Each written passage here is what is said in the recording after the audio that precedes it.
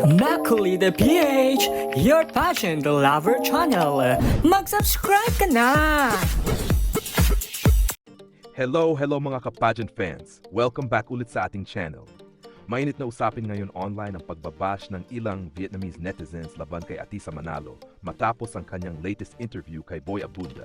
Sa naturang interview, tinanong si Atisa kung ano ang pinaka-memorable na karanasan niya sa pageantry na hindi niya nagustuhan. Maayos na sinagot ni Atisa ang tanong.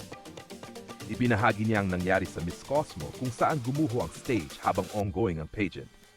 Dahil sa aksidenteng iyon, napektuhan ang kanyang paa at kinailangan niyang gumamit ng wheelchair. Para kay Atisa, isa ito sa pinakamahirap na pinagdaanan niya bilang beauty queen. Pero, hindi ito ikinatuwa ng ilang Vietnamese pageant fans. Ayon sa kanila, parang hindi raw makamove on si Atisa at hindi na raw dapat binabanggit pa ang insidente. Dahil dito, umani ng batiko si Atisa online. Agad namang dumipensa ang maraming Filipino netizens.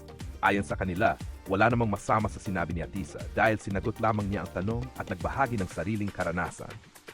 Hindi niya binastos o sinira ang Miss Cosmo organization. Dahil sa kontrobersya, nagsalita na rin ang communication director ng Miss Cosmo. Sa kanyang pahayag, kinumpirma niya na totoo ang aksidente na nangyari noong stage construction. Ngunit iginiit niya na ang pagbibiro o pag-trivialize sa insidente at paggamit nito para maliitin ang pageant ay misleading at hindi nararapat. Sa huli, malinaw na may aksidenteng nangyari at may karapatan si Atisa na ikwento ang kanyang karanasan. Hindi lahat ng pagbabahagi ay paninira. Minsan, ito ay simpleng katotohanan lamang. Ano ang masasabi niyo sa issue na ito? Comment down below at huwag kalimutang mag-like at mag-subscribe.